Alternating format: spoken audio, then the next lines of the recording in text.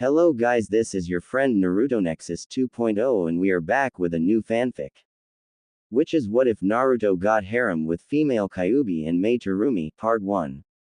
And if you enjoy this fanfic then please press the like button and subscribe to my channel for more fanfic like this. And now let's start the fanfic. Eyes. They say that the eyes are windows to the soul. In this case they show a dead one without feeling. Naruto walks down the street, shuffles. He can't bring himself to care enough to pick up his feet all the way off the ground. His eyes are his and not his at the same time. They have been described as piercing, deep, kind, an open book. This is not correct. Naruto's eyes are pointed at the ground and have been ever since he came back from his fight at the valley at the end. Where Sasuke, his best friend, put a Chidori through his chest. And after the whole thing Sakura. Naruto doesn't even want to think about Sakura. His eyes now can be described as dull, more of a green shade than blue, and dead. He has the look of a dead man. Alive, but dead. Naruto walks through the market on his way home, not something that he would normally do. But he can't bring himself to care. As he passes through, jeers and catcalls are made. Then things go south. People start throwing things. At first it is things like eggs and cabbage, but it quickly upgrades to sharp objects like knives and kunai. They pierce, slice, and cut his skin, but he doesn't even flinch, doesn't make a sound. He just keeps on plodding on towards his apartment. Things don't stop there. One civilian takes his lack of response as a sign of weakness and runs up to him before stabbing him with a chief's knife. Naruto still doesn't respond. Then the crowd descends. Punching, kicking, stabbing, slicing, peeling. Naruto keeps on walking until he physically is unable to. He collapses on the ground and the mob goes in for the kill. Fuden. Datapa. Wind release. Great breakthrough. The mob is thrown back, revealing a very bloody Naruto. His clothes are virtually non-existent and his is laying in a pool of his own blood. A silver-haired man in a mask quickly wraps Naruto up and Shunshin's body flicker technique to the hospital. Time skip -12 hours. Konohagakure Hospital. Naruto wakes to the beeping of machinery. It is one he knows very well. Over his lifetime, he has been in the hospital more times than he can count. He moves his head to the side and sees Jiraiya sitting on the windowsill. Welcome back to the world of the living Gaki, brat.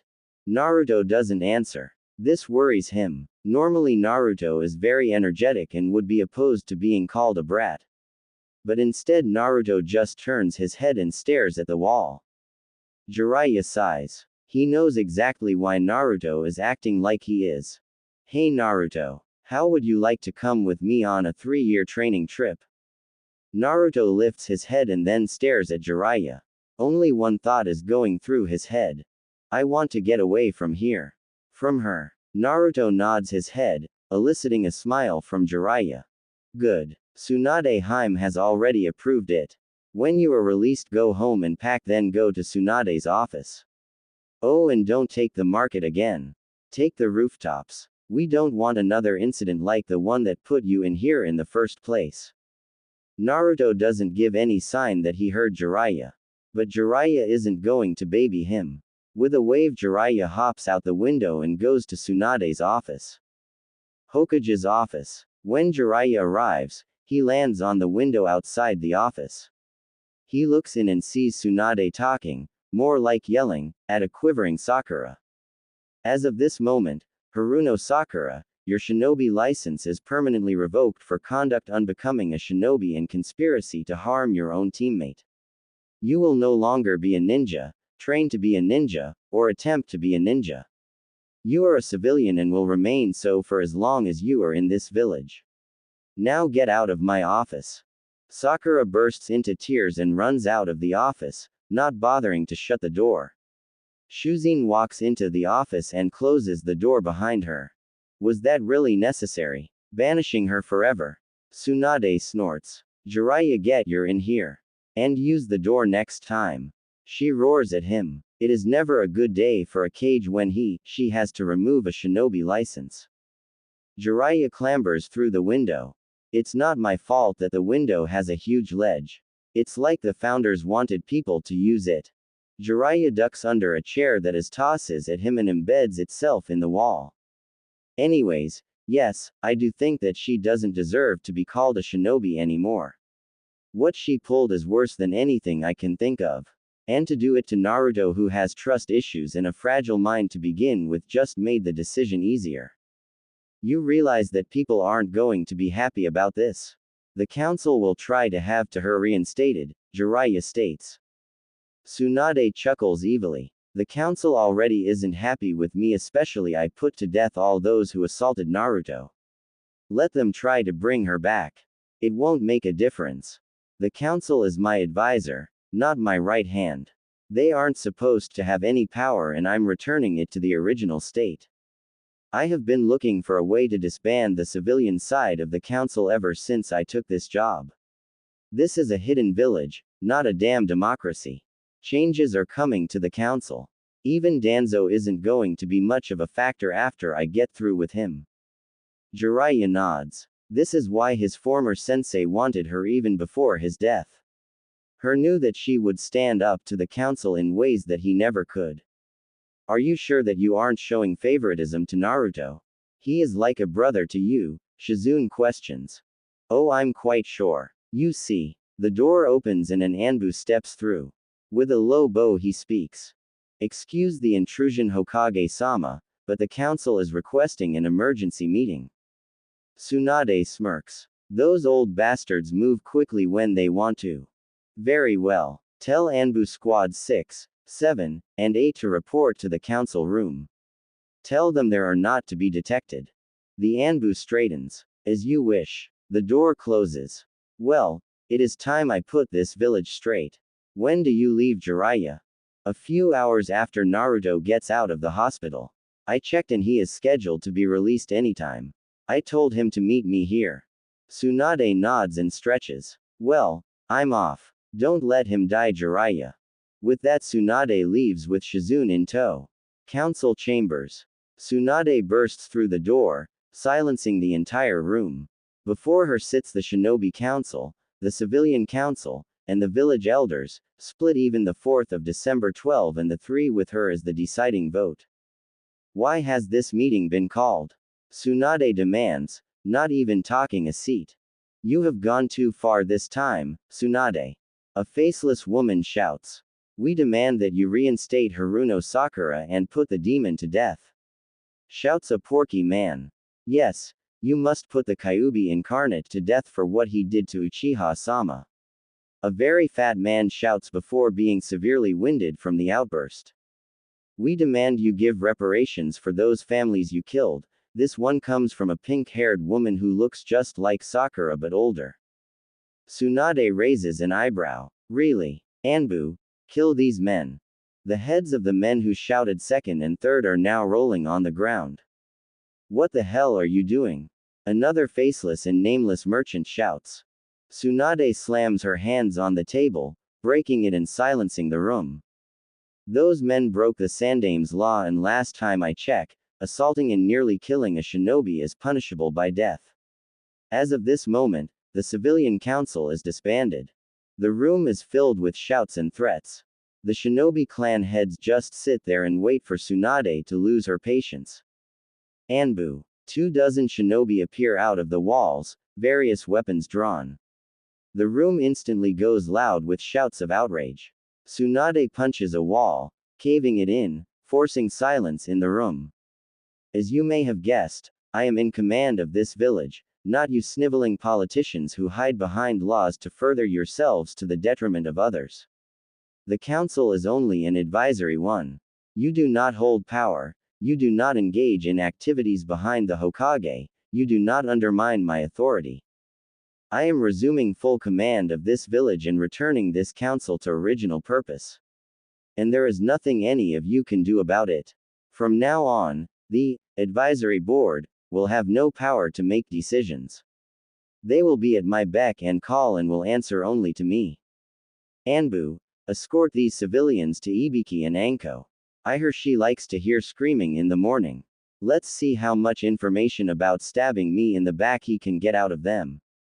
The ex-civilian council is rounded up, bound, and carried to the interrogation department where Anko and Ibiki are already waiting. Now that that is out of the way, does anybody have any problems with my authority? She asks sweetly. The clan heads and the village elders all shake their heads. Good. Does anybody have anything they would like to add to the agenda of the advisory board to discuss? I was wondering when you were going to get rid of those conspirators, Sum comments. Shikaku lazily speaks up. So what happens now? Are we expected to deal with commerce and civilian matters now? Tsunade shakes her head. As much as I distaste paperwork, most of it will fall on me. You are only an advisory board. I will come to you when I need advice on certain things to proceed, and that is that. Such things will be who makes Chunin and Jonin, but I will ultimately have the say. I will also be relying on a few of you in areas that I have no expertise and experience in, but know your workload will not drastically increase. Oh, and you no longer have as many privileges. Being on this advisory board no longer protects you. You break a law, then you are subject to the consequences.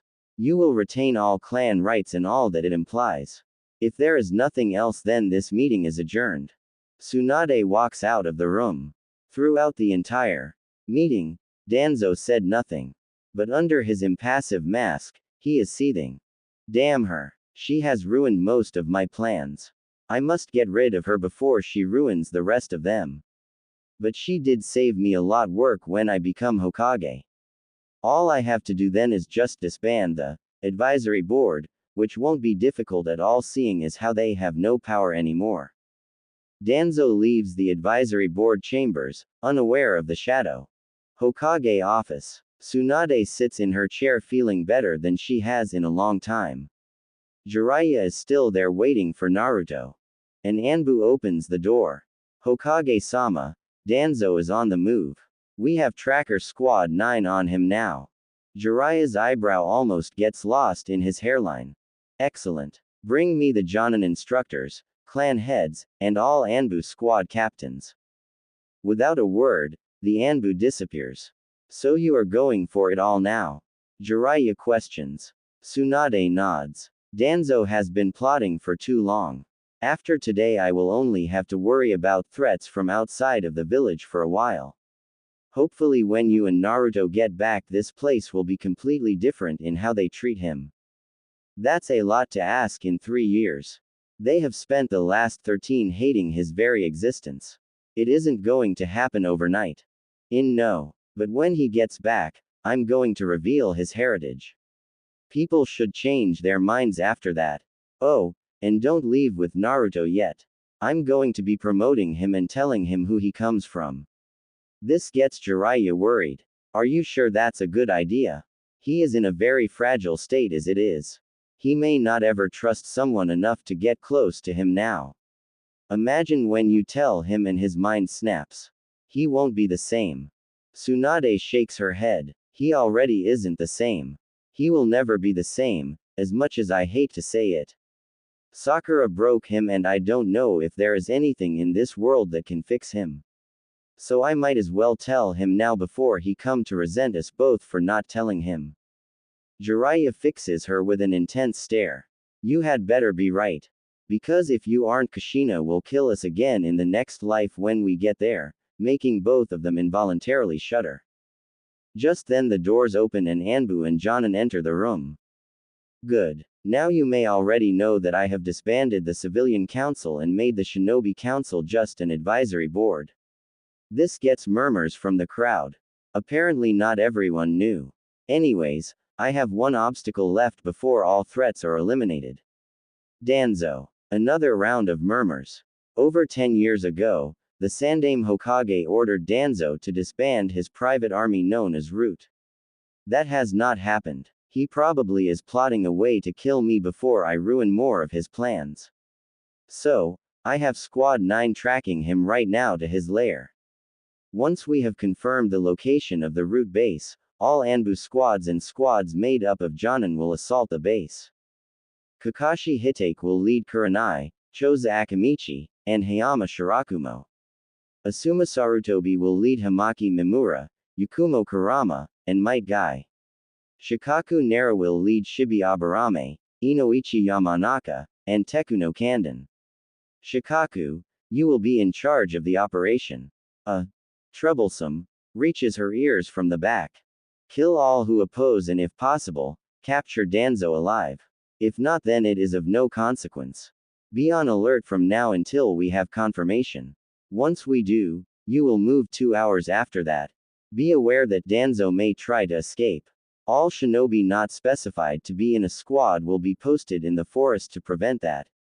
Clan heads may use any shinobi you feel are up to the task. That was directed mostly at Hiyashi. His clan with the Byakugan will be invaluable in finding Danzo. If there are no questions, then you are all dismissed. Oh, and do not talk about this without a privacy seal. We cannot afford to have any leaks and let Danzo know. The assembled shinobi file out of the room in silence, leaving only Tsunade and Jiraiya. Then a boy of 13 years walks into the room, backpack over his shoulders. Instead of his, "Kill me," orange suit, he has on plain black Anbu paints and a t-shirt. Ah, Naruto. I'm glad you made it. Come have a seat over here. Tsunade asks Shizune to close the door while she crosses the room and sits on a couch. Naruto joins her, not bothering to take off his backpack. It is then she gets a good look at him. His most noticeable feature before the change was his eyes. They really stood out from the mess of blonde hair. They are even more noticeable now, but not for any good reasons. Instead of shade of piercing light blue, they are now dull and dark with a tint of a sickly green color. His eyes hold no emotion, no spark that was there before, no life. How are you doing? She asks softly. No answer. Just stares at the ground. Look, Naruto. I know the last thing you want to talk about is Sakura. He visibly recoils at the name, which is the only indicator that he is indeed listening. About her, but in time you will find that it hurts less over time. Just know that when you are ready to talk about it, Jiraiya and I will always be available to you. Okay. No response of any kind, but she knows he is listening. I'm promoting you to Chunin, Naruto. This gets a reaction. He slowly turns his head and looks at her with his soulless eyes. Now Tsunade hates Sakura more than ever. She took the only bit of innocence and whatever was left of his soul when she betrayed him. Naruto doesn't say anything, but he just stares at her as if wondering why. I'm promoting you because 1. The council wouldn't let me, but they are gone so I can do what I want. 2. Because you have fought powerful enemies more than anybody at the Chunin exams and not only survived but beat them. I believe that you of all people deserve this more than anybody. 3. You have taken more punishment, more pain, and more heartbreak than anyone I know and still you fight. I believe that you will eventually find something to live for again, and when you do, you will be unstoppable. You have great potential and I want to see you fulfill that potential. Now I have something else to tell you now that you are of proper rank. She gets up and walks to a random picture that is hanging up on the wall. She takes the painting off the wall and opens her safe. Lame, I know. She pulls out a single scroll. She closes the safe and replaces the painting and sits back down on the couch. She is about to open the storage scroll when Jiraiya stops her. Shouldn't you put up a privacy barrier first? I already did. The first thing I did when I got here was to make it so when the door closes it puts up the privacy barrier automatically. Satisfied with the answer, he sits back and hopes this doesn't backfire. She bites her thumb and breaks the blood seal on the scroll. She then extracts 4 scrolls which she hands to Naruto. These are scrolls from your parents. I don't know what is in them, so you will have to open them and find out yourself. You should open them here, but I'm not going to force you. Naruto numbly takes the scrolls. He bites his thumb and breaks the blood seal on all 4 at once. He takes one and opens it. This one is a storage scroll. He summons whatever is inside and out pop hundreds if not thousands of scrolls. Tsunade and Jiraiya's eyes go wide. Holy shit. Jiraiya picks up a scroll and reads it. Uzumaki Kenjutsu, Uzumaki style Kenjutsu. Jiraiya picks up more scrolls. They range from history to clan jutsu to forbidden techniques. This looks like the entire library your father and mother had. There must be thousands of scrolls. Naruto, who would have been jumping off the walls at the prospect of learning so many jutsu, but this Naruto doesn't react. Instead, he ignores the mountain of scrolls and opens the next scroll. This one is a letter. Dear Naruto, I cannot express how sorry I am that I cannot be there right now. My name is Kushina Uzumaki, your mother. I come from the land of whirlpools and have lived in Konoha with your father ever since it was destroyed. First, I want to say that I hope you don't hate me. I didn't fight for you enough to stop the Kyuubi being sealed inside of you. I didn't want to, but in the end your father convinced me. I know we condemn you to a life of hardship and hatred, but I know that my son can overcome anything. I have left you my sword and my armor. They are things that get passed down from generation to generation, and now it is your turn. I have also included the entire Uzumaki library. This has everything from our techniques to our history to the secrets of the whirlpools. My job was to protect the library and ensure its survival, so I pass the task on to you, the last Uzumaki. I hope you can find it in your heart to forgive your father and we have wronged you more than anybody else. Worse is that we left you alone to deal with it. I know the villagers will not see you as the hero you are, but I can hope. Please don't hate us, dear, but I will understand if you do. I hope you are healthy and well. Give my regards to Sarutobi if he is still alive or whoever the current Hokage is. I hope you live a long and very happy life. Your loving mother, Kushina Uzumaki. Naruto reads the letter again and again. During this time, Tsunade and Jiraiya have picked up and resealed all the scrolls. Eventually he just rolls it back up and opens the next one. It too is a storage scroll. He unseals the items. Out puffs a sheathed sword and two large chests. He opens the first chest. The inside is much larger than the chest has room for. It looks more like a walk-in closet than a chest. Strapped to the walls are hundreds of three-pronged kunai. Naruto shuts the lid and goes to the second chest. Inside is a set of armor. Each piece is ruby red and very polished. There is a note right on top. This armor is the pride and glory of the Uzumaki clan. It is centuries old and very special. It is semi-sentient and will only allow the current head of the Uzumaki to wear it, all others will be crushed. It will grow or shrink to the body and consists of gauntlets, and greaves. Once on, channel chakra into the and the full suit will appear. The armor is made from a dragon's scales and hide, making it very flexible and very strong and hard to penetrate, and has the ability to harden or allow more flexibility depending on the situation and desire of the user. Being semi-sentient, this armor will automatically react to threats. Whether that is to harden the armor or to physically move the user, it will do so if allowed. When not needed, the armor will blend in as normal clothing while maintaining the protection it offers. When in the full armor is engaged, a helmet will also appear and completely cover the head, but will not hinder the user's ability to see. Use it well and represent the Uzumaki with pride. Naruto lets the note float from his hand and picks up the. It is surprisingly light. He puts on the fully gloved gauntlets, and then the greaves that go up to his mid-calves. The instant the greaves are on, Naruto feels a prick on his chest. After a minute or so, the armor visibly shrinks, conforming perfectly to Naruto's body.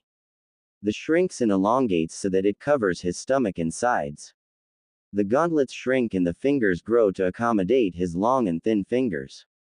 The greaves actually grow a little bigger, wider, and the metal crawls up his leg to just above his knees. Channeling chakra into he activates the full armor. Tsunade and Jiraiya watch as a flash of red starts from as the wave passes over Naruto's body. Molten red seeps from the wave and after a second, it solidifies. In less than 10 seconds, Naruto is standing head to foot in shiny red armor. It looks like Naruto is wearing a second skin. Albeit a very shiny and very strong second skin.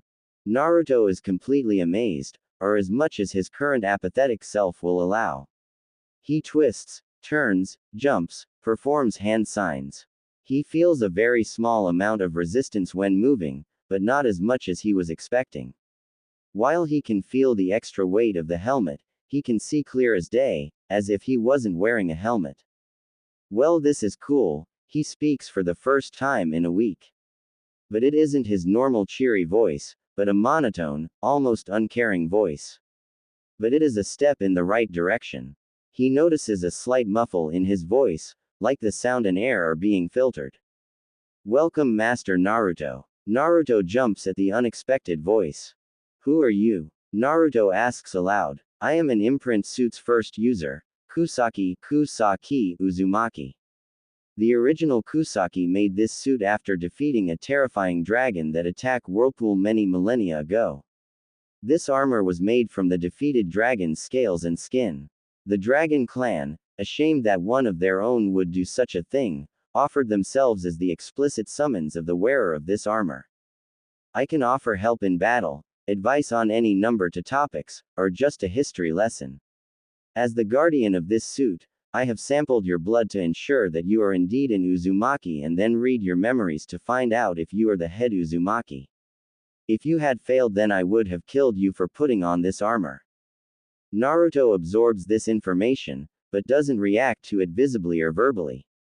Instead, he cuts the flow of chakra to the end. The armor withdraws back to just the 3 pieces. Almost instantly, the armor adapts to look like normal clothing. The greaves become red steel-lined boots that go completely up to Naruto's knees, making it impossible to cut his Achilles tendons, and breaking his knee is much more difficult. The gauntlets become red fingerless gloves that go halfway to his elbows. And the becomes a red jacket that covers most of the gauntlets. Overall, he finds it acceptable. Before either Jiraiya or Tsunade can stop him, he takes out a kunai and jabs it into the back of his hand. Or that's would have happened if the kunai hadn't stopped about a centimeter from his hand by a layer of very dense and nearly impenetrable chakra. Self-inflicted damage is not recommended. Kusaki drawls. Just checking, Naruto says emotionlessly. He picks up the last item, his mother's sword. He unsheathes it and it almost instantaneously blinded by it. The sword appears to be made almost entirely out of light. He feels a very small percentage, about 0.5%, being pulled into the sword.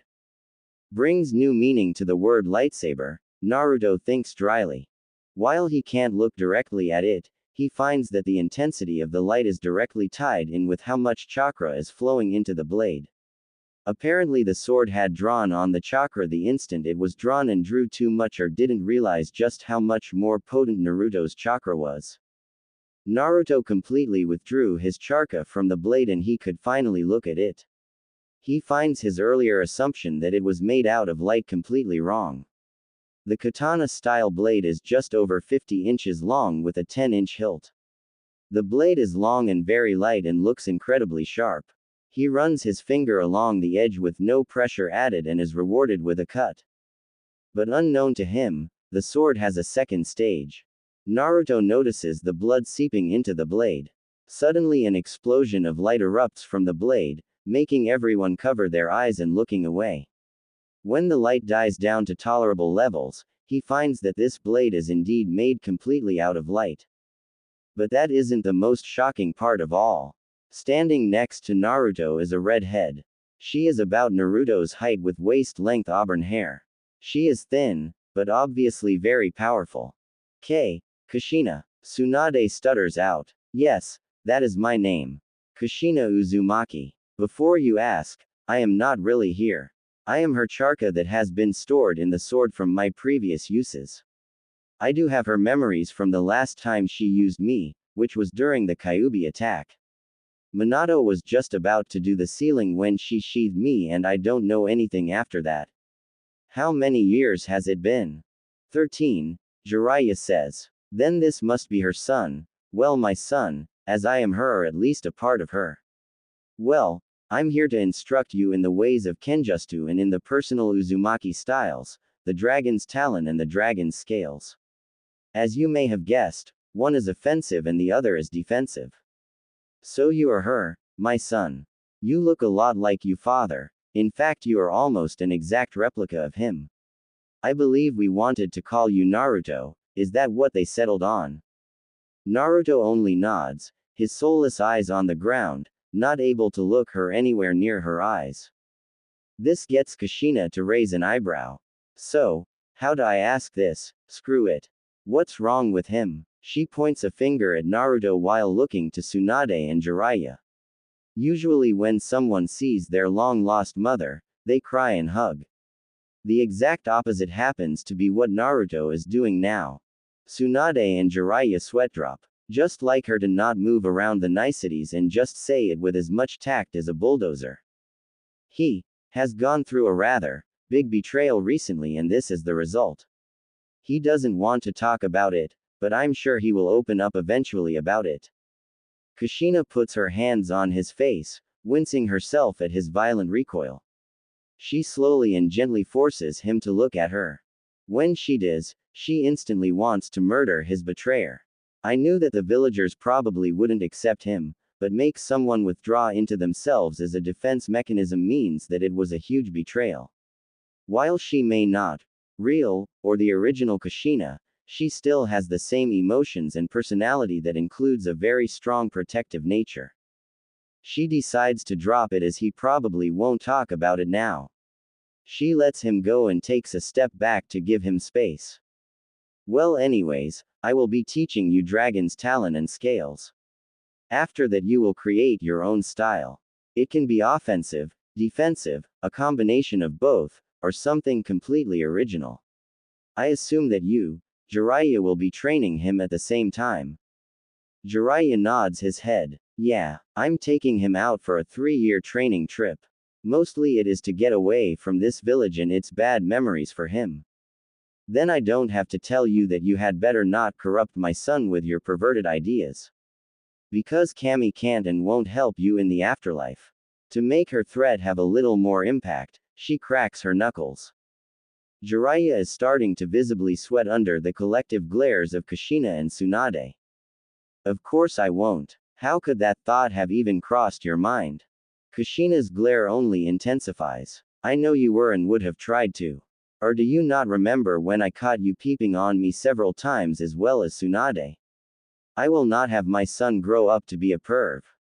Jiraiya can't answer as there is a hole in the wall in his outline with Tsunade's fist extended right where the only geezer was just at. Kushina growls as she turns away from the hole in the wall and faces Naruto once again. Anyways, this sword is a divine object and is centuries older than your armor. Its name has been lost to time, so you may want to look it up if get a chance. Being a divine object, this sword is made for defending and defeating demons and other hellish creatures. There are other divine weapons as well as demonic weapons. Try to avoid the demonic weapons as they try to take you over and eat your soul. This sword has 3 stages. The first one is a normal metal blade that can be used to battle human weapons.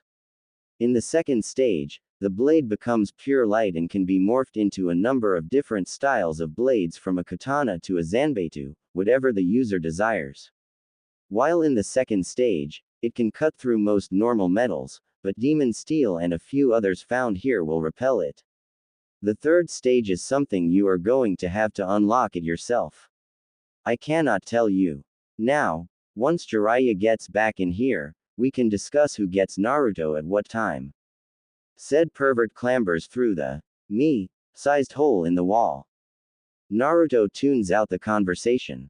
He doesn't really care about how he spends his time, just as long as they do it outside of the city. Getting bored, Naruto picks up the last and final scroll. Dear Naruto, my son. My name is Minato Namikaze, the Yondaime Hokage, and the reason for your torment. I am the one who came up with the idea of sealing the Kyuubi no Yoko in you and performed the sealing, giving my soul in exchange for the village. I know that they will not do as a request and treat you like a hero like your mother and I want to, but I have no choice as the Hokage. I won't ask for your forgiveness, I do not deserve it, but I do ask for your understanding. The seal Shinigami put on you is the Shiki Fujin, dead demon consuming seal. You may have noticed by now that your chakra is a bit more potent than other shinobi. This is due to the fact that Kushina was 2 months pregnant when I sealed the Kyuubi into you. Because the seal allows a very small amount of the Kyuubi's very potent chakra called Yuki to mix with your still developing chakra network and altering your own chakra on the most basic level. You have either pure Yuki or a Yuki chakra mix running through your body, making your techniques very powerful with just a fraction of the chakra that it normally takes. I have included the entire Namikaze library along with the rest of my 3-pronged kunai that are used for the Hiraishin no Jutsu. I don't know if you will be able to learn it, but I hope you do and carry on the legacy. Included in the library are the blueprints and my notes on the Rasengan and Hiraishin no Jutsu. I cannot begin to describe how sorry I am that I forced such a terrible fate on you. I can only hope that your mother raises you to be a fine young man and that you are able to find peace and someone to love and love you in return. I must go now. The alarms are sounding, meaning the Kyuubi is only a half-hour away and I must prepare the seal. Goodbye and I love you. Minato Namikaze, Yondaime Hokage. P.S. Don't get mad with the current Hokage about not telling you about me. I left specific instructions that you are only to be told when you turn 16 or you make the rank of Chunin. I had many enemies that I know would take revenge for what I did out on you, my only heir. Naruto looks up and rolls the scroll up and tosses it on top of the other 3 scrolls. All 3 adults are watching him closely, not knowing what his reaction is going to be. When do we leave? His voice doesn't hold one bit of interest, making the others recoil at the very dead tone and look he is giving off. As soon as you're ready. If you want to leave the 2 letters here with Tsunade Harem, I'm sure she won't have a problem with that. You can seal up Kushina's sword or carry it with you, either is fine. By the time Jiraiya is finished speaking, Naruto is done. He had sealed up the 2 chests and tossed the 2 letters to Tsunade. He straps the katana sheath onto his waist and places the 2 storage scrolls in his bag and is at the door waiting for Jiraiya. He sheathes the sword and Kushina disappears back into the sword. Jiraiya stands and heads for the door before Tsunade stops them both from leaving.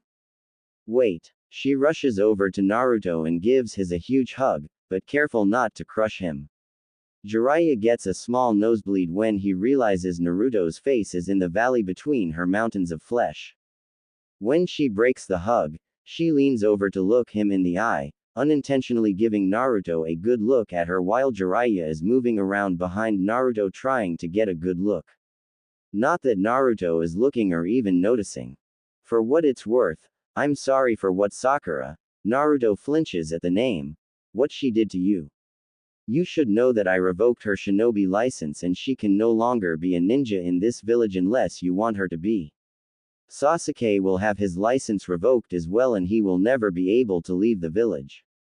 Jiraiya is going to seal his chakra too. Quote. Naruto shrugs. The bitch can have it back for all I care. I don't intend on seeing her ever again if I can help it. Just don't have the 2 of us on the same team, ever. She can burn in the 7 circles of hell for all I care. As for Sasuke, I couldn't care less. Tsunade is shocked at his statement, but can hardly blame him. Okay, I'll reinstate her, but let her know that you didn't do it out of the kindness of your heart and that she means nothing to you now. Listen, have a good trip and break from this town. When you get back I will see if you have the skills to be a hunter so that you don't have to stay in the city all that often, okay?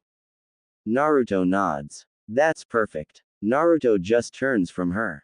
Naruto. One more thing. Naruto turns back. This was not your doing. You have no fault in how this turned out. She took advantage of your loneliness and used it against you. You didn't see how she was acting because you have never had a relationship like that. You don't know that a relationship is based off of mutual trust and respect. They are to blame, not you. I don't want you hating yourself for something you didn't know to look for. Okay. Naruto doesn't answer. She hopes that he is listening.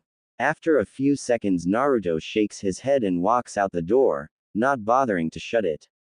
Tsunade looks at the open door. Bring him back, Jiraiya. I don't know what I would do if I lost him too. Don't worry. When we return, won't hardly recognize hi. 1 year ago Genin squad assignment day. Sakura is sitting on a bench, pouting. She had Sasuke right in front of her when he just ran off. Damn it. That was my chance and I blew it. She rages in her mind. Hell yeah you did. Just tie him up next time and jump him for Kami's sake. He inner self berates her. She is about to reply when said emo king walks by. Shanaru. Inner Sakura yells, making Sakura's head swim for a second. Sakura makes a whimper as he walks past, not able to do anything but sit there, marveling at his mere presence. Sasuke, who heard the whimper, turns his head slightly to the side and sees her just sitting there with a massive blush on her face. In an act of a miracle, Sasuke actually sits beside her. Hey Sakura, you like me right? He asks as if he doesn't know. Sakura's blush intensifies tenfold. Why, yeah, she manages to stutter. Well, I was thinking. Would you do something for me if I promised to go on a date with you? Sakura nearly faints. She fights to keep the black spots that block her vision from overtaking her. Sure. Time skip -6 hours. Sakura walks along the street, feeling very nervous. She had just left the meeting with Kakashi on top of the academy. As soon as the meeting had ended, she ran from the roof before anyone could stop her. Hey Sakura-chan, a familiar voice comes from behind her. She turns around and lo and behold, there is the object of her nervousness and reason for leaving the meeting so quickly. Naruto walks up to her. Are you okay? You seem a little distracted at the meeting. Sakura does her best to act like she is appreciative, but is failing badly. Lucky for her, Naruto has had so little experience with people that he misses it completely.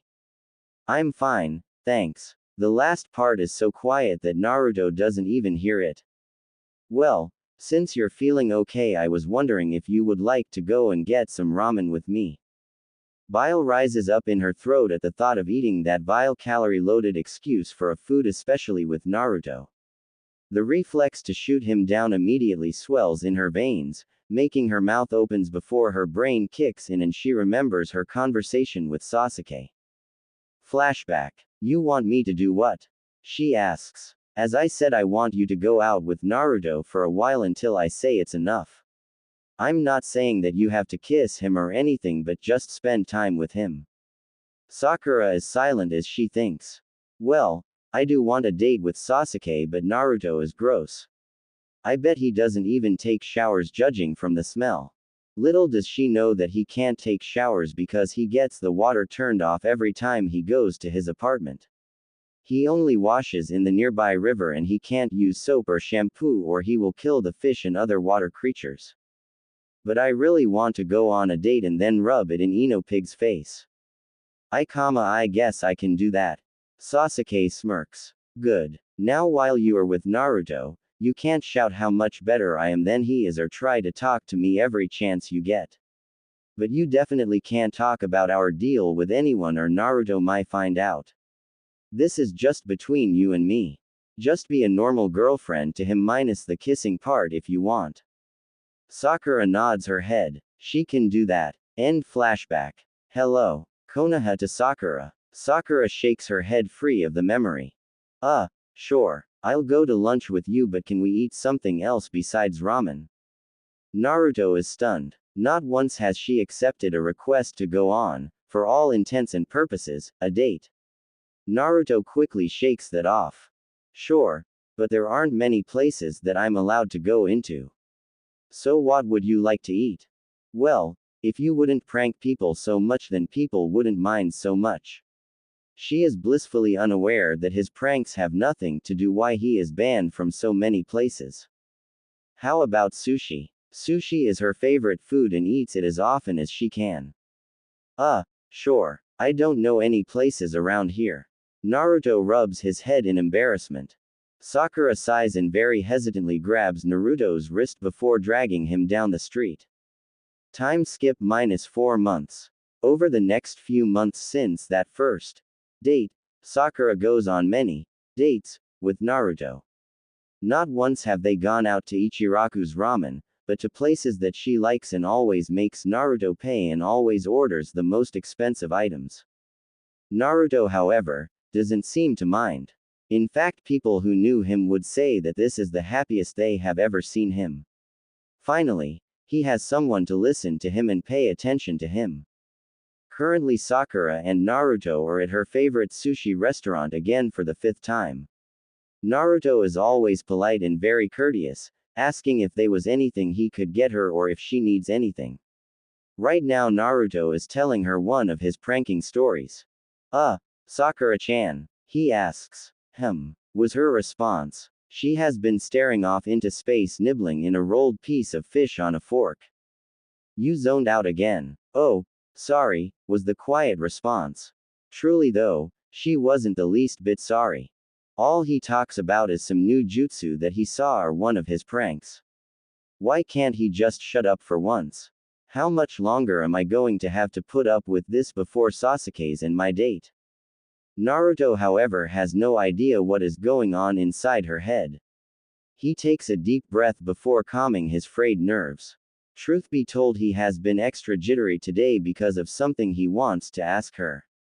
Hey, Sakura-chan, I have been wondering if you would like to be my girlfriend. He says the end really quickly and recoils, expecting to get hit. Sakura, for her part, had been daydreaming about her date with Sasuke and was brought out of her wonderful dream by the last part of his sentence. What? She asks forcefully. Naruto cringes at the tone, but gathers his courage. I was wondering if you would like to be my girlfriend. Sakura can't believe her ears. Sure, Sasuke had said for a while, but damn it. He didn't say anything about becoming his girlfriend. She decides to go ahead and accept his offer because she can always just dump him. She tells herself that the next chance she gets is going to ask him about it, and he says okay to stop, she will dump him immediately.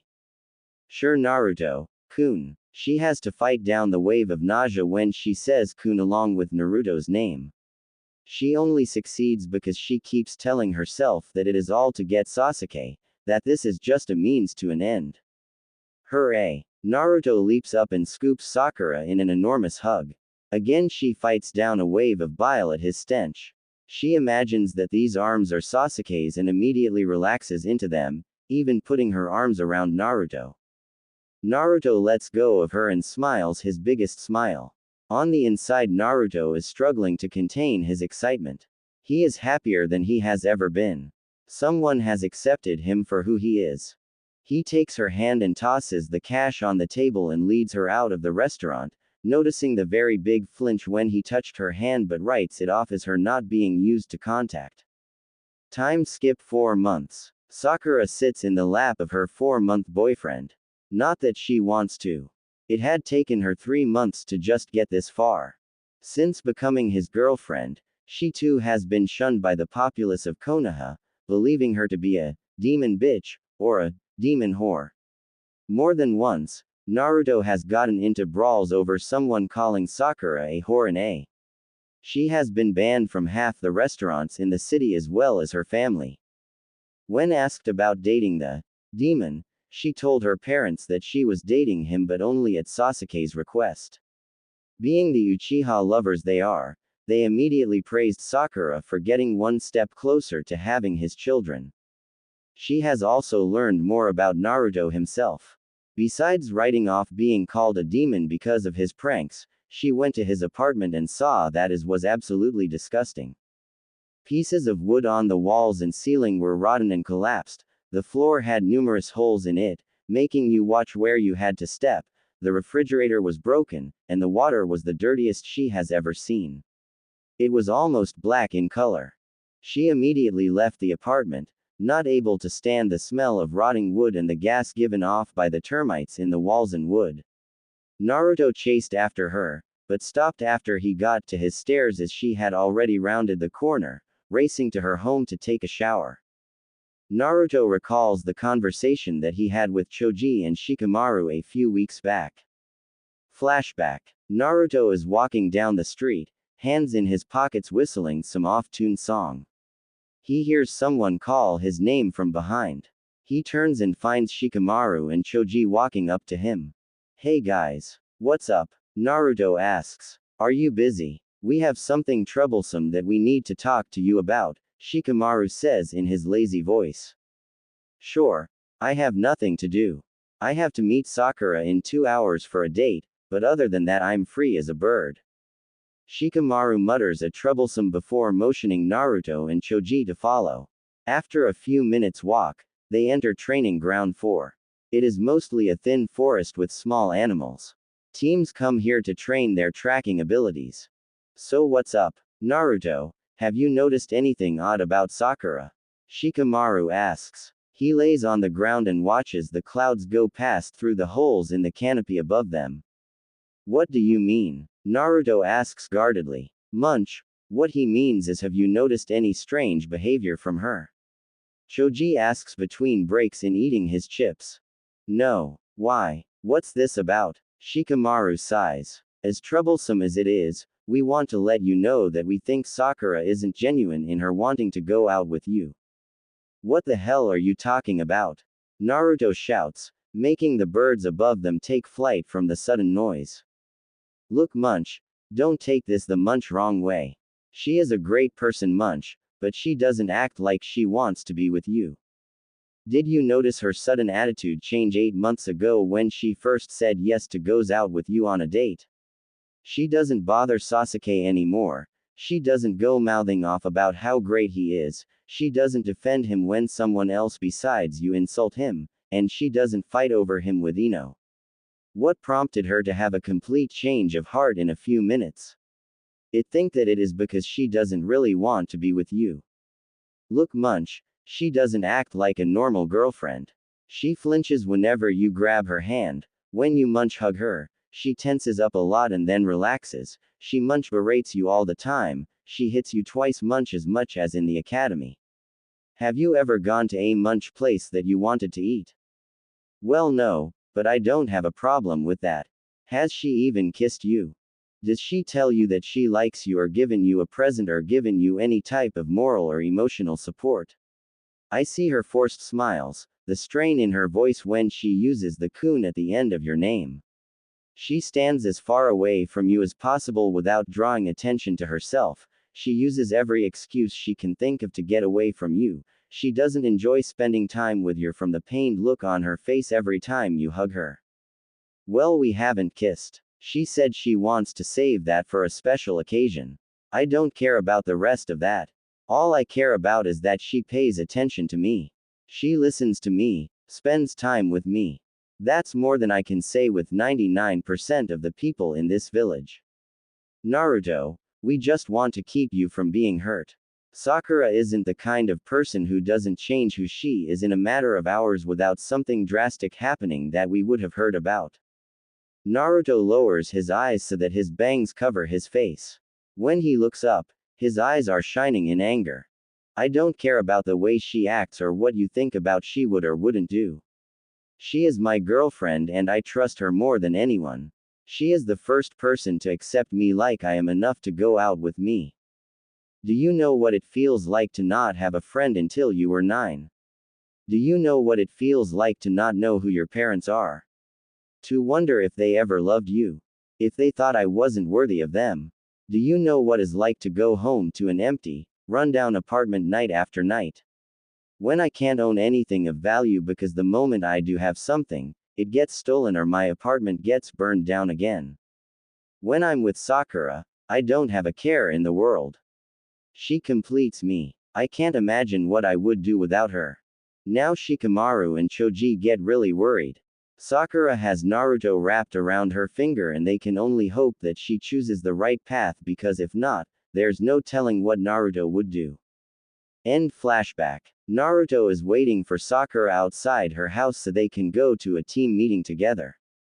Naruto turns as Sakura exits her house and was about to sneak around the side and avoid Naruto when he spots her. What are you doing Sakura-chan? He asks in his normal happy self. Sakura looks at him like a deer in headlights. She looks away quickly and cursing her luck at getting caught. I dropped something out the window. Yeah, was sitting next to this window when I knocked something off and I was going to look as I left the house. She commends herself on thinking up something so quickly. But she soon realizes that it is the wrong thing to come up with. Naruto is immediately over her fence and on his knees looking for the dropped object. Sakura stands up and just lets Naruto do the dirty work. She contemplates leaving him here, but it would just make things harder for her later on. I can't find it. What was it again? He asks. She rolls her eyes. Can he get any dumber? Don't worry about it. We need to get to the meeting. Sakura doesn't wait for Naruto and she immediately starts walking down the street. She hears Naruto run up beside her and before she can stop him, he grabs her hand and holds it as they walk down the street. Hey, Sakura-chan, I never told you this, but Shikamaru and Choji had a talk with me a few weeks ago about you. Sakura's heart stops. Inside she is freaking out. What the hell were they talking about? Why would they talk to him about me? I've done nothing that. Shut the hell up and listen and you will probably find out. Inner yells at outer. They said that they think you aren't genuine as they put it in wanting to be with me. They kept saying that you did things that girlfriends don't usually do, but I don't care about those things. I like you because of those things make you unique. I told them that I don't care about what you do as long as you want to be with me. You do, don't you? Naruto is leaving himself on a diving board over a deep pool with no water. Sakura for her part is shocked at his words. He likes her because of the things she does to minimize her time and contact with him. Naruto, you really are an idiot. She is too shallow to realize the meaning behind it. Time skip 2 months. Sakura is walking down the street having just gotten rid of Naruto at his apartment. Naruto had taken to kissing her on the cheek, making her involuntarily cringe every time. She sighs as she walks to her house for a scrub down to get his germs off of her skin. She walks past the main gates and takes a left and walks further down.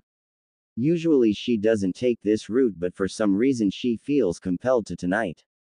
As she walks she spots a boy with black hair and a backpack walking towards the main gate.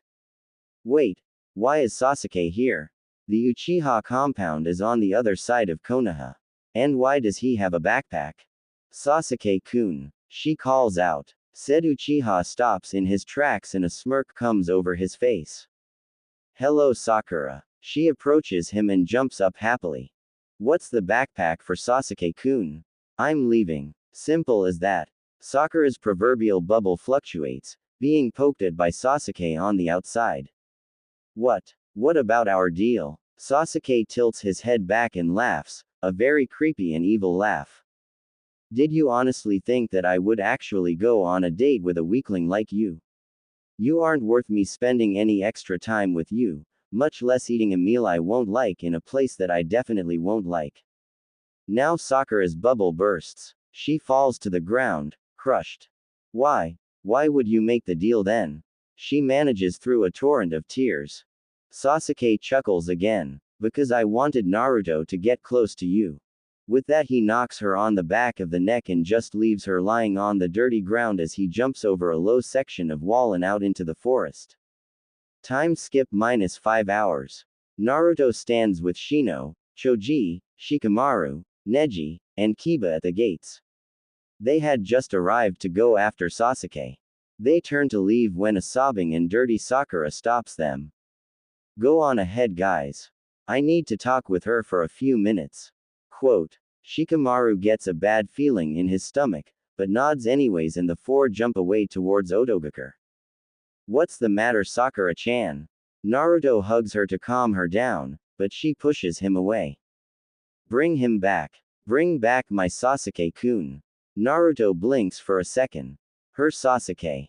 What do you mean? She looks up, her eyes red and puffy. She grabs his collar and shakes him violently. Promise me you will bring him back. She snarls at him. Naruto, not really knowing what to do, just nods. Okay, I promise to bring him back. I have to go now. Naruto tries to hug her, but she fights him off and shouts for him to go. Now really confused, Naruto jumps off after his squad mates and forces his confusion to the back of his mind until after the mission. Time skip -2 hours. Sasuke and Naruto stand on opposite statues at the valley at the end.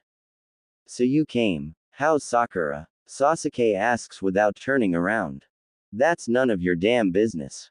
Under orders of the Hokage, you are to go back to the village immediately.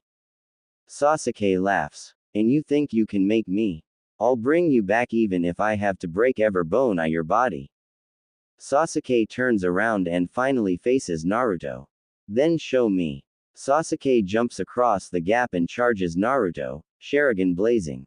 Sasuke launches a roundhouse at Naruto's head, intent on making this a quick fight. But Naruto ducks under it and uses an uppercut aimed at Sasuke's chin. He sees this however and moves to the side, making Naruto miss and leaving him wide open. So, how's Sakura doing after I left her in the dirt? Naruto blood starts to boil. What the hell did you do to her? Naruto's anger makes him faster and stronger. He avoids a back fist aimed for his face and punches Sasuke in the chest, making him take a couple of steps back. I didn't do anything. I asked her a favor almost a year ago and she ran with it. Sasuke does a front kick. He then presses the attack with taijutsu since Naruto's poor excuse for taijutsu isn't his weakest category, but it is abysmal at best and non-existent at worst. Sasuke forces Naruto back before kicking Naruto in the side of the leg, forcing him to one knee. Sasuke then brings his other knee right into Naruto's face. The impact shatters Naruto's chin in 3 places. Naruto hits the ground and lies on there, waiting for Kyuubi to heal his injuries. You see, Dobi, Sakura only dated you because I asked her to. This whole time she has been faking and you didn't pick up on it at all. In fact, you defended her. Naruto, having his jaw fixed, lets out a low growl. Suddenly a red layer of chakra envelopes Naruto. Before Sasuke can even lift a finger, he has a fist in his gut. Spit flies out of Sasuke's mouth and hits Naruto's external chakra. It hisses as it evaporates. Shut up. Sakura-chan would never do that. Naruto continues to beat the stuffing out of Naruto. Suddenly Sasuke can see Naruto's actions before they happen. Finally, my Sharingan must have matured.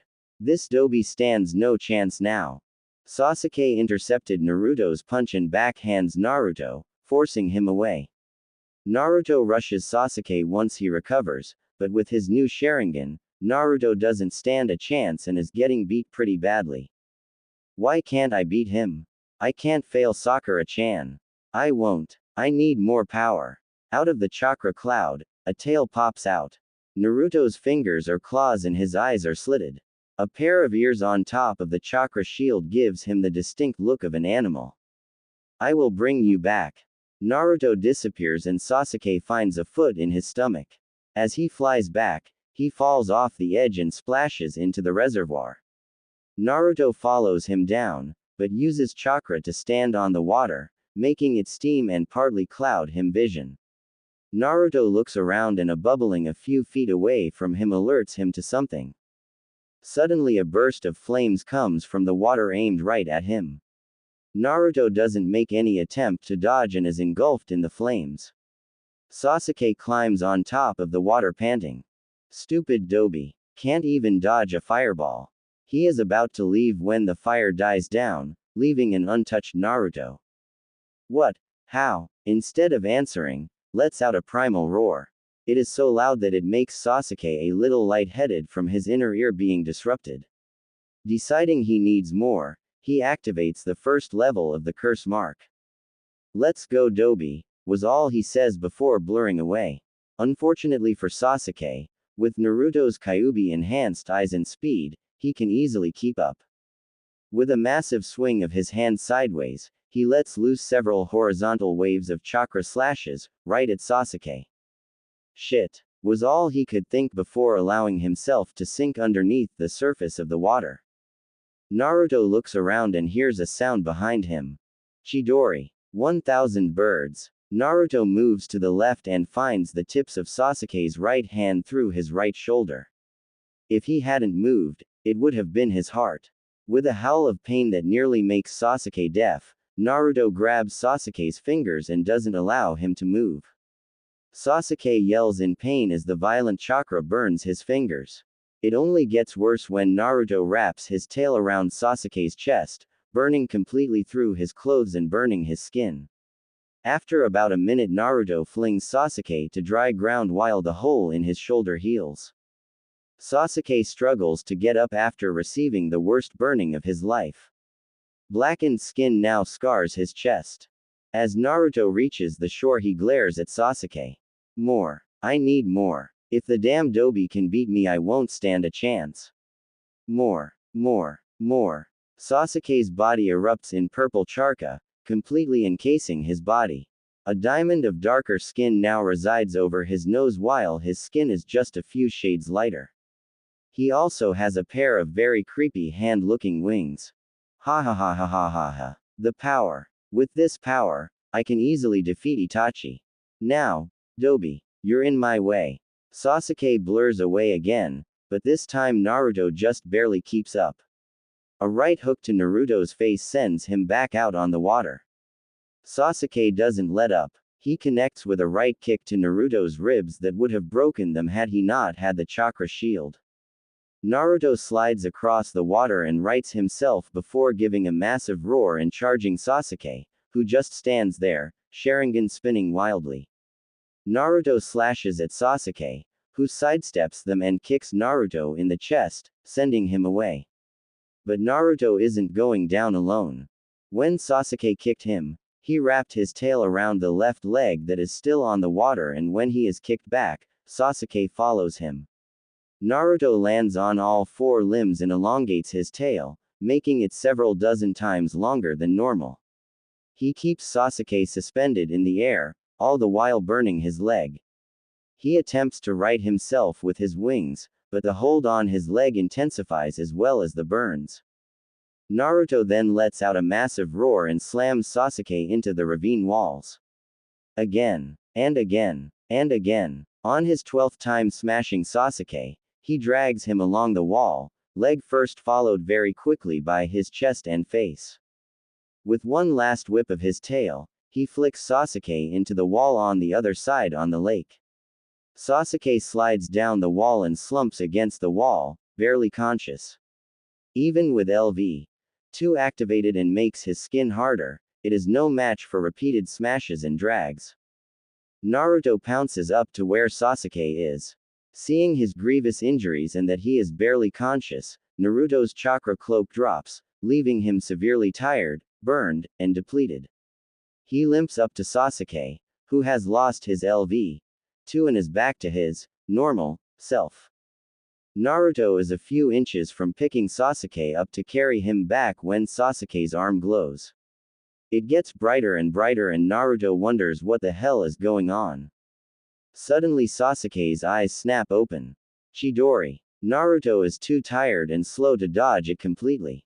Naruto finds Sasuke's hand in his chest again. But Naruto isn't going to back down.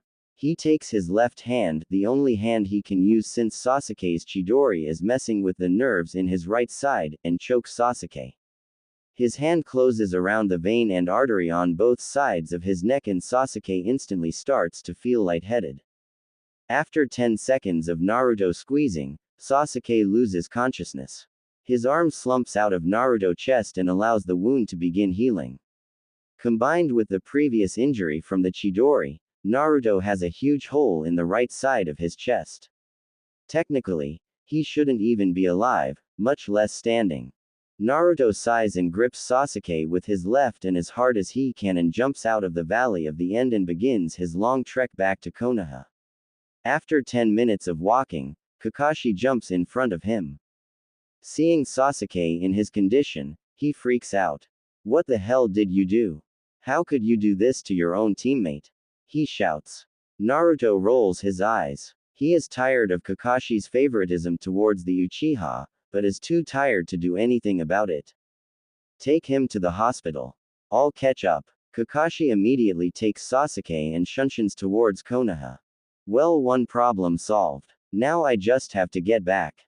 Naruto walks for a good half hour before medics arrive. Naruto gratefully lays down on the stretcher and allows darkness to claim him. A faint smile is seen on his lips. He completed the mission and kept his promise to Sakura. Time skip -6 hours. Konoha Main Hospital. Naruto wakes to a pain alternating between sharp and dull in his chest. He forces his eyes open. He is staring at a blank ceiling. He tilts his head to the right and sees his chest wrapped in a massive bandage and an IV lodged in his right arm. "Ah, Naruto, you're awake," a voice calls. Naruto turns to the other side and sees Tsunade sitting next to his bed, reading glasses on with a book in her hand. What happened? You stopped Sasuke from leaving the village. During the fight you took a couple of high-rank assassination techniques to the chest. On top of that, you used the Kyuubi's chakra for an extended period of time which left your coils burnt out and chakra burns all over your body. The hole in your chest was closing when you arrived here and isn't quite finished healing. You will have to stay here for a few days to gain your strength back and for observation. She is expecting Naruto to fight her on this like every other time, but he oddly doesn't.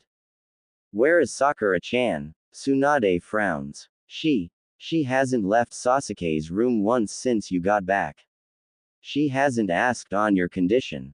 She watches Naruto reaction. How is Sasuke? He asks quietly. You did a number on him. All his ribs are broken, he has a very severe concussion, a punctured left lung, severe burns across his chest and left leg, severe chakra exhaustion, and somehow a fractured tailbone. Naruto looks down. So he is pretty hurt. The guilt in his voice can't get any thicker. Tsunade sighs. This always happens to people who are forced to fight each other like that who are or have been on the same team. You did what you had to. You didn't kill him and should make a full recovery with a scar over the burned sections of his chest. You showed a lot of restraint when using the Kyuubi's chakra. Most people lose control while using a Bijuu's chakra like that. Naruto nods. Tsunade can only guess as to his line of thinking. Can I go and see him? Tsunade looks at him over her glasses. She has a feeling on why he wants to go and see him is not for him but the person who has yet to leave his room. Sure. I don't see why not. Just be careful. You should also visit the rest of your team. They are all on the same floor as you. Sasuke is in room 205 down the hall to the left. Thanks Ba-chan. Naruto gets up very slowly as his right side is still very sore. With Tsunade's help, he shuffles out the door with her right behind him on her way back to her office across town. He reaches Sasuke's room. Tsunade puts a hand on his shoulder in support and walks past him. He opens the door and doesn't get 2 steps inside before he is punched in the face so hard he flies into the wall. He looks up and sees a seething Sakura over him. What was that for? He asks. You did this to him and you have the gall to ask what you did. She says with as much venom as she can while pointing at Sasuke's form. I did what I had to. He wouldn't come back with me so I fought him to complete the mission and to keep my promise to you. You didn't have to put him into a coma. Naruto is starting to get mad. What the hell was I supposed to do? He put 2 holes in my chest. He was trying to kill me. That is no excuse to do that to my Sasuke-kun. Wait, you're Sasuke. What the hell? You're my girlfriend. You're supposed to be on my side when someone like the Hokage gives me an order to bring him back forcibly. Sakura gives a dark chuckle. Your girlfriend, huh? Well, sorry too. You know what? I'm not sorry to say this. I never wanted to be your girlfriend. I never liked you. I hate spending time with you. You smell like a pig. You don't shut up. You have the filthiest place I have ever seen. You can't compare to someone like Sasuke-kun. The only reason I went out on a date with you is so I could go on a date with him. And when he left he said he would never go out with me, so why should I keep pretending to be your girlfriend? Naruto just stares at her. His brain trying to comprehend the meaning behind her words. But what about? He doesn't get a chance to finish. I never enjoyed your company. I could barely stomach it. Every time you touched me, I had to fight to keep my food down. I flinched every time you took my hand. When we hugged, I only took it because I imagined that you were Sasuke. You make me sick. Did you never notice how I would always pick the most expensive things on our dates? Did you not notice how I would always find an excuse to get away, or how I would put as much distance between us as possible? Kami, you are the dumbest person I know. And then you hurt my Sasuke-kun. I never want to see your face again. If I do, then I will kill you with my bare hands. Naruto his whole time is dumbstruck. Neither notice that his chest is now crimson with his blood from the gaping hole still there. What's worse is that the door is still wide open, allowing the entire floor to hear her rant. Just as she finishes, Naruto collapses. His mind unable to deal with the stress. Sakura is contemplating throwing him out the window when Tsunade bursts into the room. She looks from Naruto on the ground unconscious to the very fresh bruise on his face and the blood-soaked bandages, then to Sakura, who is flushed after her little speech. Tsunade wants to rip into her, but she has more pressing things to deal with. She picks Naruto up and faces the door, where she stops for a second. You better not leave this room, Haruno. You and I are going to have a discussion after he is stabilized. And with that she leaves the room, leaving Sakura to poke her head out the door at the retreating form of the Hokage. When she looks the other way, she sees most of her class and a few of the others glaring at her. What? She asks. Shikamaru gets up and gets an inch from her face, his own reflecting pure, barely contained rage. How dare you do that to Naruto? Hasn't he had enough suffering in one lifetime that you have to rip his heart out of his chest and rip it into 1,000 pieces? I don't, she starts before being cut off by a now red-faced Shikamaru. Shut up. You cunt bag. You don't realize what you have done to him. You are so blinded by your crush that you just trampled on one of the greatest heroes that this village has ever known. The whole group is stunned by his outburst. Shikamaru never has done this in his life. Not once has he ever raised his voice. But he doesn't stop with that. He is like an avalanche. He is on a roll and there is nothing anybody can do to stop him. You remember your mission to Waves, right? You remember what he yelled at Inari, right? Well, guess what? Everything that happened to him in the past was nothing compared to what you did. After all the shit this village put him through, he still put a smile on. He still laughed and made jokes and tried to make our lives a little happier at his own. You, however, had no regard for him, and you took advantage of his need for attention and love, and you ripped him to shreds. You had better hope that he is okay, or else this village won't be enough to save you from my wrath. With that, Shikamaru turns on his heels and is about to storms away when he stops and turns back to slap her in the face. Hard. So hard that it leaves his hand stinging and an enormous red mark on her face. Then he turns and leaves, not once looking back. One by one, her friends all follow his example, sending glare after glare and calls like, bitch, and backstabber, as they pass. After they leave, does the gravity of what she did hit her? She collapses to the ground and cries in self-pity for herself. Naruto is walking behind Jiraiya, not really paying attention to where his feet are taking him. He is just relieved to get out of that Kami-forsaken village.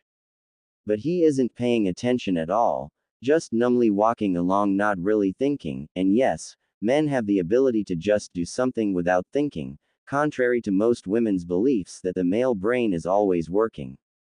But if he would have been paying attention, he would have noticed that his feet are carrying him somewhere that isn't in the direction that Jiraiya is walking. Jiraiya looks behind him to see Naruto walking off at a 45-degree angle from his own path. He yells Naruto's name to get his attention, but no luck. He runs after Naruto before he gets too far. What are you doing, Naruto? We need to get to my contact, he says. Naruto just keeps on plodding away like he never heard a thing that Jiraiya said. Jiraiya places a hand on Naruto's shoulder, but the instant he makes contact he is blasted away by pure chakra. Not knowing what the hell just hit him, He jumps back towards Naruto and tries to physically stop him, but the same result occurs, but with more force. Jiraiya has no option but let Naruto continue and follow closely. After an hour or so, Jiraiya notices that they are on top of the mountain overlooking Konoha. Naruto stops so suddenly that Jiraiya almost makes the mistake of bumping into him. Naruto just stands in one stop, eyes closed. After a minute or so, Jiraiya is about to ask what they are doing there when he feels a huge chakra spike from Naruto. As Naruto flares his chakra to its fullest extent, Jiraiya falls to his knees, unable to keep up with the pressure. A few more seconds and the chakra stops, allowing Jiraiya to breathe again, stand back up. Suddenly the whole mountain starts to shake, forcing Jiraiya to hold onto a tree for support. He looks back to Naruto when the ground under Naruto's feet cracks and falls out from under him. Naruto. Jiraiya quickly jumps after him, biting his thumb and ready to summon Gamabunta. But after a short, pitch-black fall, Jiraiya feels himself slowing on his own. He eventually reaches the bottom and gently stops a centimeter off the ground. He climbs to his feet and sends chakra to his senses. The tunnel is pitch black. No light, not even from the hole he jumped through. He hears someone walking further down the tunnel. He feels a very soft breeze blowing down the tunnel as well. He does a quick Kaiden jutsu and a ball of fire orbits his head. He creates two more, an uninterrupted light source. Jiraiya quickly follows the footsteps he assumes is Naruto's. After walking what seems like hours in the twisting tunnel, it starts to slop downward.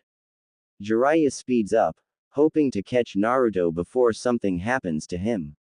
After a half hour of more walking, Jiraiya comes across a huge cavern. The ceiling is so high he can't even see it or the back wall. He brightens the spheres of fire orbiting him, giving more light. He listens and follows the sounds of footsteps. Another minute of walking and he finds Naruto just standing there. Naruto. This time Naruto turns around. Jiraiya notices something about Naruto. His eyes hold curiosity instead of apathy. They still are dead inside, but not as much.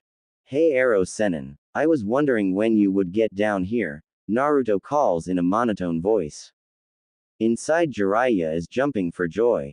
Not once since the hospital incident has he called him Arrow Sennin. So what is this place?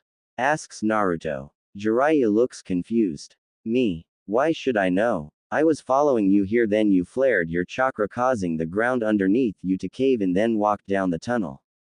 So I should be asking you. Naruto rubs his head. I don't know. I was walking behind you, not paying attention. Next thing I know I'm down here. Jiraiya is about to answer when he sees something gleam off the light from his fire. He walks over to it and sees that it is a tray of some sort with a thick, smelly, and dark liquid inside. Having seen one of these before, he directs one of his balls to touch the liquid. The moment the ball makes contact, it ignites the substance. The fire zooms down the tray. Naruto and Jiraiya follow it around the room. Suddenly it takes an incline and is gone. Naruto and Jiraiya stare in disappointment at the spot the fire trail disappears. Suddenly the whole cavern is filled with light. They look up and see that the tray didn't end where they thought it did. It just blocked the fire since they were standing under it. They look at the light source. It seems to be a massive ball of fire suspended by nothing, like a miniature sun just floating right above them. They look around the newly lit room. They find themselves at the center of a colossal cavern. It is bigger than either one of them thought. The ceiling goes at least 300 feet above them. The walls stretch out 200 feet in all directions. At the opposite end of the entrance there is a very big shrine. What in Kami's name is this place? Naruto asks in wonder. I don't know. I didn't even know this place even existed, Jiraiya whispers out in amazement. Just imaging the power someone had to carve this place out. It looks to be perfectly symmetrical and I don't even know what that is above our heads and how it is powered, he thinks, referring to the sun above them. They cautiously approach the shrine.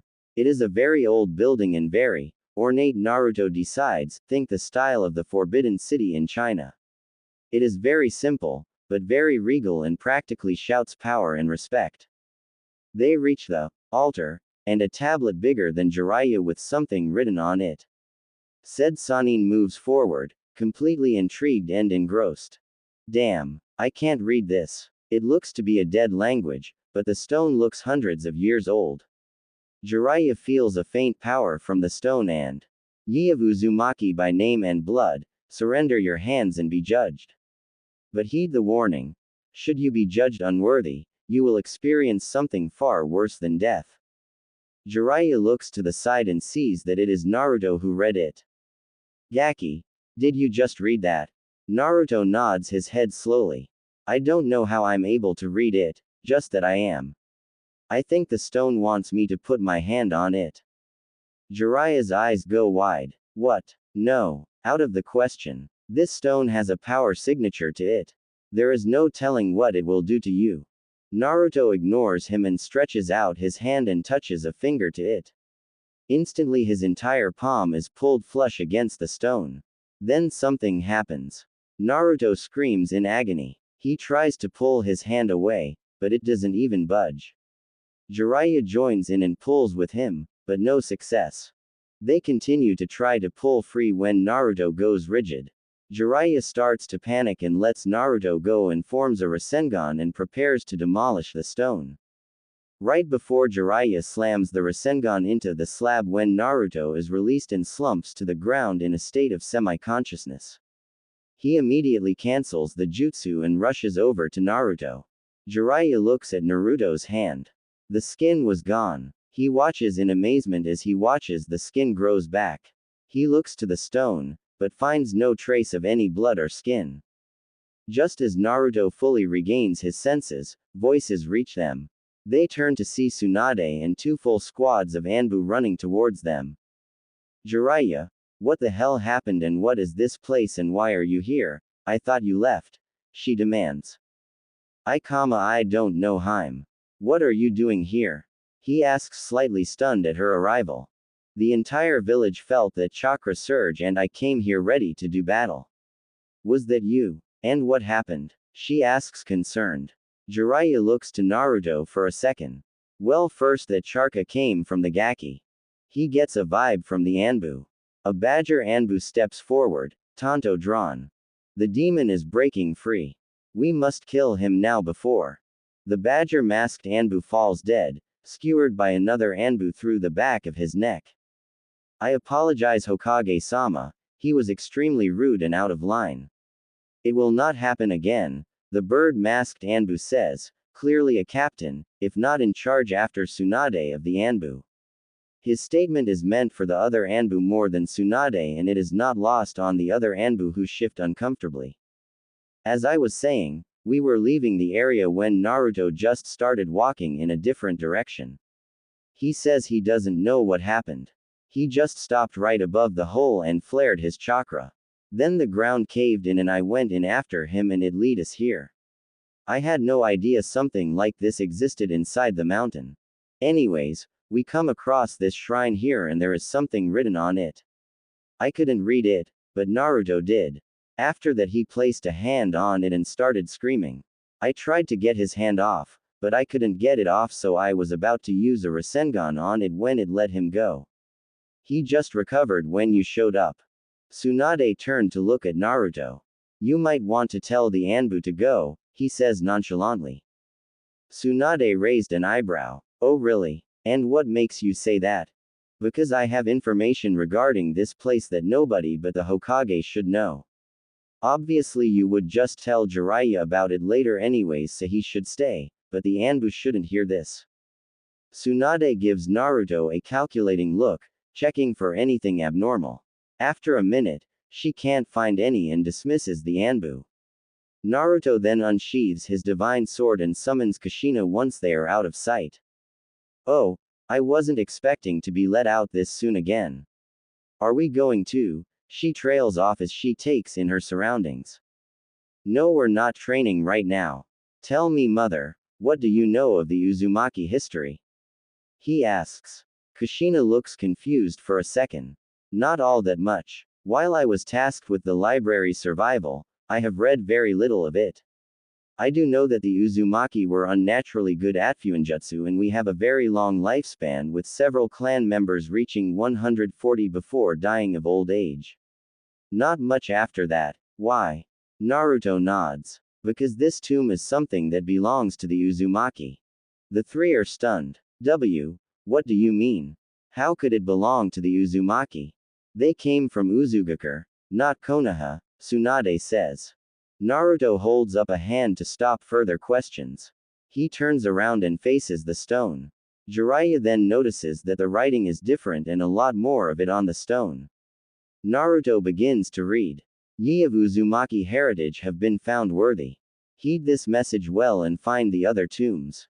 Before time itself was created, there are 4 gods and goddesses.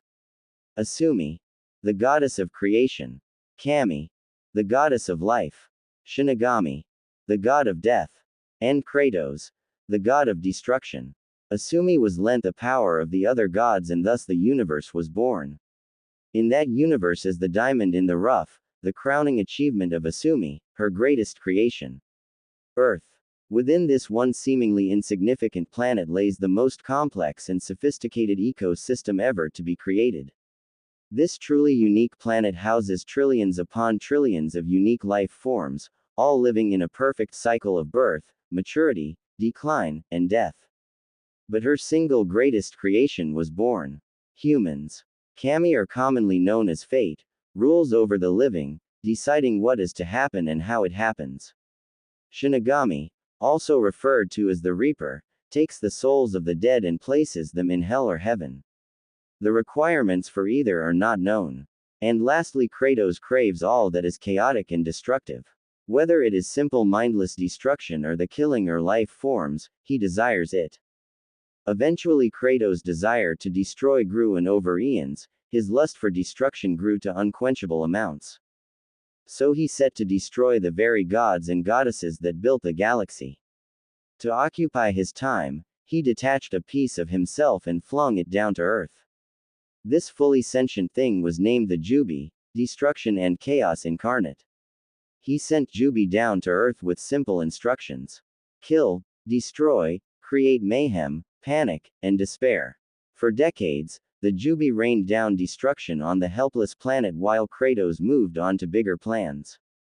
While the Kyuubi rained destruction and terror on Earth, the other 3 gods and goddesses confronted Kratos.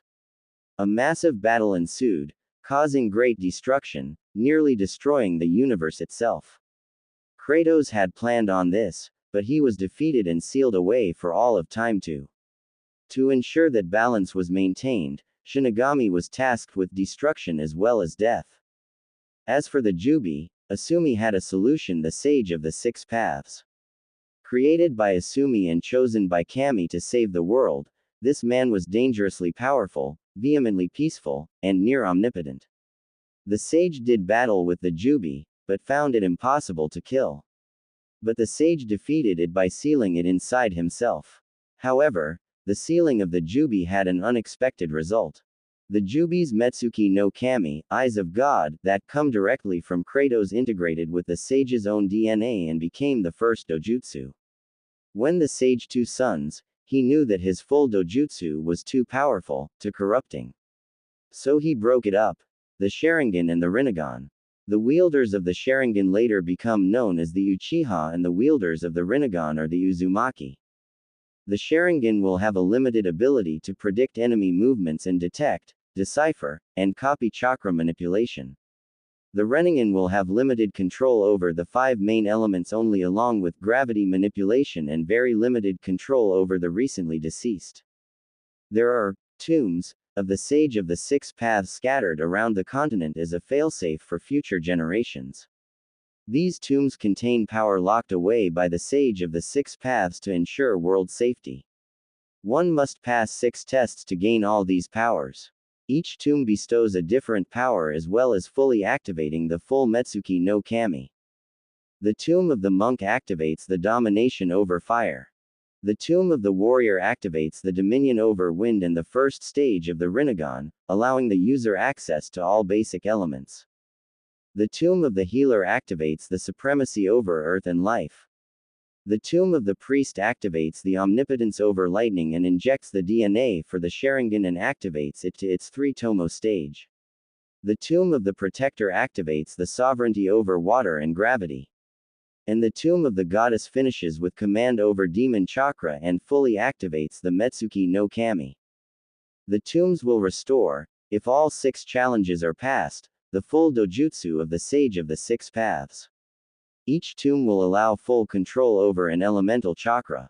The 6th and final tomb will allow full control over Biju or demon chakra no matter how much. This is because the sage was the original Jinchuriki and had full command over the Biju chakra. Head across to a place of waves of movable earth, where the sun is harshest and the moon is most unforgiving. Look for what no man can live without. Look underneath to find the wind. The entire time, the 3 of them are silent, listening. It was a little difficult since Naruto's voice never changed pitch, never showed any interest. So, this is quiet the development. Tsunade asks, clearly still shocked about the whole thing. Naruto shakes his head. That it is. I would have never imagined that I am a descendant of the Sage of 6 Paths. Jiraiya tilts his head in confusion. So if this place was built by the Sage of the 6 Paths and if what it said is true, then do you have control over fire? Naruto nods his head. Not only did I gain power over the elements, but the stone also contains memories of the sage's personal fire techniques. Take this for example. He points to the giant ball of fire. That is a jutsu called Saijin. Tengoku no Kari, sage style, heaven's light. It produces light and heat, but it doesn't burn or produce smoke. I can manipulate fire too. To make a point, Naruto holds out his hand and reaches for the fire in the sphere floating in the air. A trail of fire makes its way from the ball and wraps itself around Naruto's arm, not burning a single hair or piece of clothing, but they have a feeling that it is not due to the armor. In a sudden movement, Naruto opens his hand and swings his arm to the side. Saijin. Bino no Narakunosoko, he says coolly. Sage style. Flames of the abyss. The flames jump from his hand and whip entirely made of fire coils itself around his arm. With a flick of his wrist, he sends the fire whip and cracks it on the ground, making a 2-foot cut in the ground. The 3 cage level shinobi stare wide.